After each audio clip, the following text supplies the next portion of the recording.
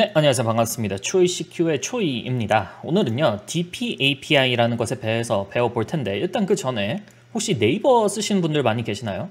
그리고 이 인터넷 웹 브라우저는 대부분 크롬이나 엣지나 아니면 파이어폭스 이런 거 쓰고 계실 텐데요.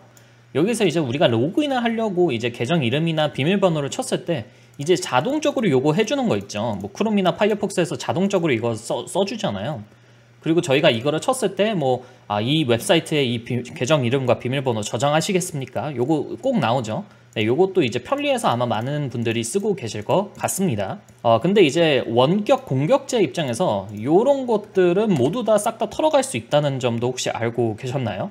네, 예를 들어서 여기 URL과 계정 이름 그리고 비밀번호까지 이렇게 모두 다 싹 다 털어갈 수가 있습니다. 네, 그렇게 해서 아마 회사를 다니시는 분들이라면 회사 IT팀이나 보안팀에서 절대로 이 브라우저 내에 어떤 계정 정보를 저장하지 마세요 라는 말을 한 번쯤은 들어보셨을 것 같은데, 그게 왜 그런지, 그리고 어떻게 이제 원격으로 혹은 내부적으로 이런 거를 털어갈 수 있고 이것과 DPAPI라는 것의 관련점은 무엇인지에 대해서 오늘 한번 말씀드리도록 하겠습니다. 네, 그래서 이 DPAPI라는 것이 무엇이냐에 대해서 오늘 배워볼 거예요. 그리고 이게 왜 우리랑 관계 있냐라는 것에 대해서도 배워볼 겁니다. 근데 일단 DPAPI에 대해서 말씀드리기 전에 이 시나리오를 한번 말씀드려 볼게요. 아까 시나리오 같은 경우는 이제 특정한 호스트에서 다른 호스트를 공격을 하는 시나리오였잖아요. 근데 이거를 조금 더 이제 현실성 있는 그런 시나리오로 한번 바꿔 볼게요. 예를 들어서 제가 이제 메신저를 만드는 K사에서 일을 하고 있는 개발자라고 한번 생각을 해보겠습니다. 네, 저는 개발자 유저예요. 그래서 제가 이렇게 개발하고 룰루랄라 하고 있는데 피싱을 당했건 뭘 당했건 어쨌든 간에 공격자가 제 호스트를 이제 장악을 했다고 한번 이제 가정을 한번 해보겠습니다. 그래서 제 호스트가 장악을 당했습니다. 그럼 이제 K사의 입장에서는 우리가 이제 관리를 하고 있는 호스트가 하나가 장악이 된 거니까 되게 이제 좀 큰일이죠. 그리고 이제 저 개인적으로도 굉장히 이제 큰일이라고 볼 수가 있겠습니다.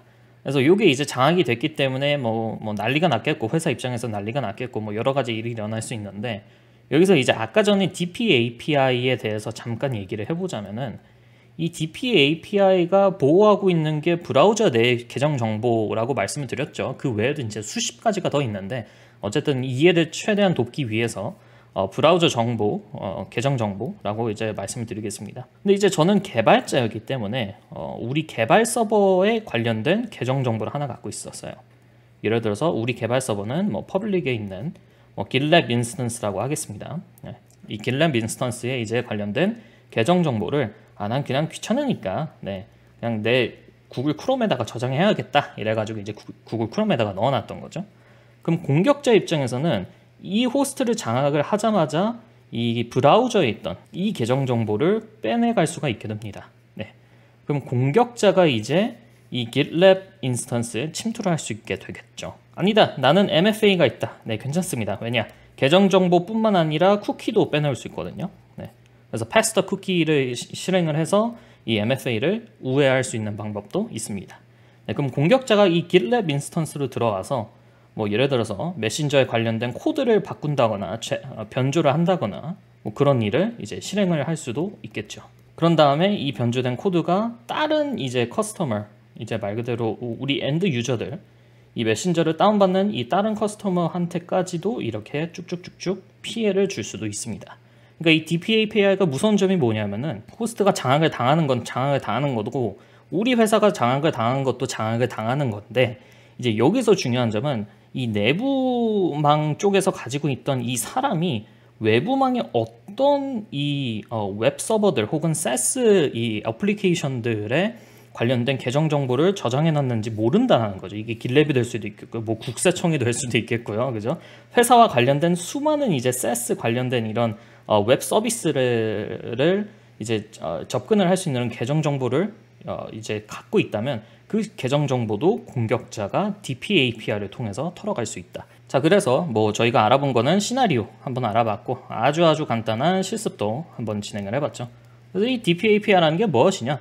이 DPAPI는 이제 풀어서 얘기를 하면은 Data Protection API라는 건데, 이 윈도우 윈도우 운영체제 기본적으로 제공이 되는 Win API, Win32 API라고도 부르죠. 네, 윈도우 API의 집합 중에 하나입니다. 그래서 이게 정확히 하는 일이 뭐냐, DPIP를 왜 사용을 하는 거냐라고 물어보신다면은 이제 윈도우 전용 이 프로그램을 개발하시는 분들이 계세요. 근데 이 프로그램을 개발을 할 때 다양한 암호화 그리고 복호화 관련된 것들을 개발을 해야 됩니다. 그죠? 뭐 요즘에 아무래도 뭐 개인 정보라든지 이런 게 너무나도 중요한 시대가 됐잖아요. 그렇기 때문에 암호화, 복호화와 관련된 이 다양한 이런 기능들을 탑재를 한 상태로 이제 이 프로그램들을 개발을 해야 됩니다. 그죠? 암호화, 복호화를 사용을 한다면 당연히 따라오는 게 아무래도 대칭키 암호화와 그리고 비대칭키 암호화가 있는데, 뭐 대칭키를 사용을 하건 비대칭키를 사용하건 어쨌든 키는 있거든요. 그죠? 이 키를 어디에다 보관을 할 것이고 이 키를 어떻게 관리를 할 것인가, 네, 요게 이제 굉장히 중요해집니다. 근데 일반적인 개발자분들의 입장에서는 아니 우리 뭐 프로그램 개발하는 것도 빡센데 이거 암호화 관련된 뭐 해싱 알고리즘은 어떻게 할 것이며 어떻게 구현을 할 것이며 뭐 암호화 인크립션은 어떻게 할 것이고 뭐 키 매니지먼트 뭐 암호화만 하면 끝나나? 아니죠. 키도 이제 관리를 해야 되는 거거든요. 그래서 키 매니지먼트는 또 어떻게 할 것이고 이게 신경 써야 될 게 너무 많습니다. 너무 귀찮고 너무 어려워요. 일단. 그래서 개발자분들이 이거를 다 일일이 신경 쓰기가 너무 어렵단 말이죠. 그렇기 때문에 그거를 도와주기 위한 게 바로 이 DPAPI다라고 생각을 하시면 되겠습니다. 그래서 이 DPAP가 정확하게 도와주는 건 뭐냐? 암호화와 복호화, 네, 암호화, 복호화와 관련된 이 다양한 API, 윈도우 API들을 제공을 해줍니다. 네. 그래서 우리가 굳이 뭐 암호화라든지 아니면 뭐 해싱이라든지 이런 거를 우리가 따로 개발을 할 필요 없이 그냥 말 그대로 웹에서 API 써보셨죠? 그냥 API 엔드포인트에다가 우리가 뭐 리퀘스트만 보내면은 자동적으로 뭐가 날라오잖아요. 네, 리스폰스가 날라오잖아요. REST API 이런 거 사용하면. 그런 것처럼 그냥 간단하게 운영체제 API에다가 이거 좀 해줘 라고 이제 부탁을 하면은 해줄게 라고 해서 이제 자동적으로 암호화 복호화를 진행을 해주는 그런 윈도우 API들을 우리한테 제공을 해주기도 하고, 그리고 이제 그거 외에 이제 두 번째로는 DPAPI라는 이제 마스터키도 있습니다. 네, DPAPI 마스터키라는 게 있는데, 요거 같은 경우는 일단 유저의 비밀번호나 아니면 시스템 머신 계정의 비밀번호에서 이제 이 마스터키를 도출을 해내는데, 이 마스터키는 어디에 쓰이냐? 이 마스터키는 우리가 이 프로그램 내에서 만드는 대칭키나 비대칭키를 안전하게 암호하고 키를 다시 한번 암호하는 거예요. 키를 다시 한번 암호화하거나 그런 키를 이제 만들어낼 때, 도출을 해낼 때 사용을 하는 게 바로 이 DPAPI 마스터키다라고 보시면 되겠습니다. 그래서 암호화와 복호화와 관련된 윈도우 API를 이제 노출을 해줘서 그 윈도우 API를 개발자 입장에서 편안하게 사용을 할 수 있게 또 해주고, 두 번째로는 DPAPI 마스터키라는 걸 제공을 해서 우리가 뭐 대칭키, 비대칭키 이거를 또 어떻게 안전하게 만들고 어떻게 보관하고 이 키들을 어떻게 암호하고 이런 거 생각할 필요 없이 간단하게 DPAPI의 마스터키만 사용을 해서 우리가 만들어낸 대칭키나 비대칭키를 안전하게 관리를 할 수 있게 해주는 게 바로 DPAPI의 기본적인 그런 목적이다라고 보시면 되겠습니다. 그래서 이 DPAPI를 누가 쓰고 있냐, 어떠한 프로그램들이 우리 윈도우에서 돌아가고 있는 프로그램들이 사용을 하고 있냐라고 본다면 굉장히 많습니다. 네, 놀라실 텐데 일단 우리 브라우저들 있죠. 네, 아까 전에 보여드렸던 크롬이라든지 파이어폭스, 엣지 혹은 이제 크로미움 베이스드, 네, 크로미움 베이스드 이제 브라우저들이 계정 정보를 저장할 때나 쿠키 정보를 저장할 때 DPAPI를 사용을 하고요. 우리 이제 이메일 클라이언트를 쓰시는 분들이 아직까지도 있을 수도 있습니다. 그죠? 뭐 아웃룩이라든지 클라이언트죠. 네. 클라이언트, 네, 네, 뭐 아웃룩이라든지 뭐 썬더버드라든지 뭐 이런 거 이제 뭐 많이 쓰실 텐데, 그죠? 네, 이런 것도 이제 DPAPI를 사용을 하고요. 우리가 공유 폴더, 네, 공유된 폴더에 뭐 접속을 할 때가 있죠. 뭐 SMB라든지 이런 거를 통해서 이제 공유 폴더에 접속을 할 때도 뭘 사용을 한다? 그때 사용할 때 이제 사용되는 계정 정보나 비밀번호 DPAPI, 그죠? 그리고 RDP라든지 아니면 이제 외부 이제 호스트에 우리가 접근을 할 때 사용하는 뭐 다양한 뭐 SSH, 뭐 푸티를 이용한 SSH라든지 뭐 이런 것들, 외부 이제 이 호스트에 접근할 때 사용되는 계정 정보를 보관하는 것도 뭐다? DPAPI. 네, 그래서 거의 우리가 생각할 수 있는 굉장히 많은 것들이 DPAPI를 통해서 현재 저장이 되고 또 안전하게 보관이 되고 있습니다. 그래서 이제 일반적인 1대1 상황 있죠. 우리가 일반적으로 공격자가 있고 타겟이 한 개의 박스가 있을 때는 이제 DPAPI가 이제 로컬 관리자, 로컬 관리자 권한을 획득을 하게 되면은 이 로컬 관리자로 특정한 유저의 이제 마스터키, DPAPI의 마스터키를 얻을 수가 있고, 이 마스터키로 다양한 또 대칭키, 비대칭키들을 복호화를 해서 그 대칭키, 비대칭키들을 이용을 해서 이제 이런 것들에 관련된 모든 것들을 이 마스터키를 이용을 해서 복호화를 진행을 할 수가 있게 됩니다. 여기서 더 큰 문제가 되는 거는 저도 이제 내부망 모의 해킹을 많이 하는 사람으로서 회사와 기관입니다. 회사와 기관. 왜냐면은 개인과 회사와 기관은 좀 달라요. DPAPI 마스터키가 어떻게 중요하냐면은 일단 회사와 기관 같은 경우는 대부분 이제 뭐 공격자가 뭐 한 명 혹은 한 팀 이렇게 있고 대부분 윈도우 액티브 디렉토리 환경이 이제 진행이 되죠. 그리고 이 액티브 디렉토리 환경 내에 이제 수많은 거의 뭐 수만 개에서 수십만 개의 이제 호스트들과 유저들이 자리를 잡고 있습니다. 여기에서도 기본적으로는 비슷합니다. 각각 유저의 마스터키를 DPAPI 마스터키를 각 이 호스트들이 갖고는 있어요. 갖고는 있습니다. 여기서 중요한 거는 일단 이 액티브 디렉토리가 들어가게 되면은 여기 이제 도메인 컨트롤러라고 있잖아요. DC. 이 도메인 컨트롤러 서버 안에 DPAPI 마스터키가 아니라 도메인 백업 키라는 게 존재합니다. 백업 키. 백업 키.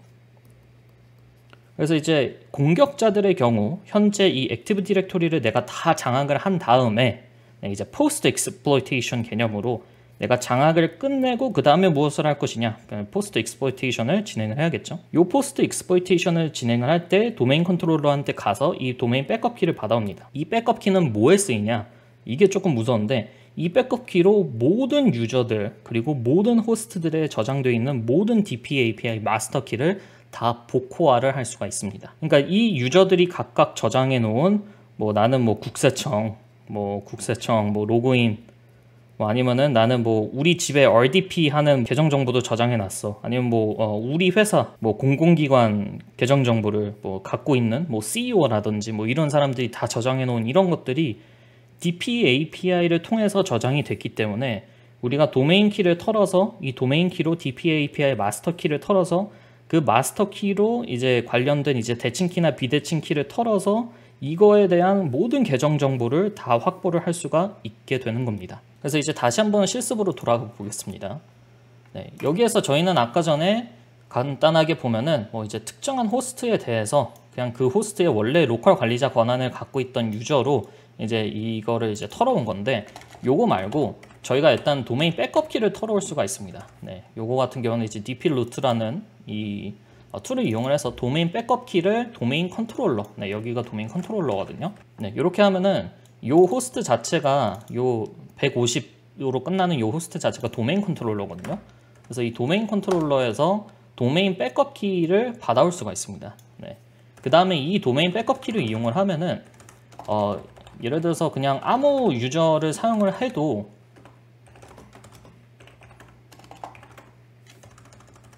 그래서 예를 들어서 아주 낮은 이 권한의 유저를 사용을 해도 어쨌든 도메인 백업 키만 있다면 이 호스트를 사용하고 있는 모든 유저들의 모든 DPAPI 계정 정보를 저희가 빼놓을 수가 있게 됩니다.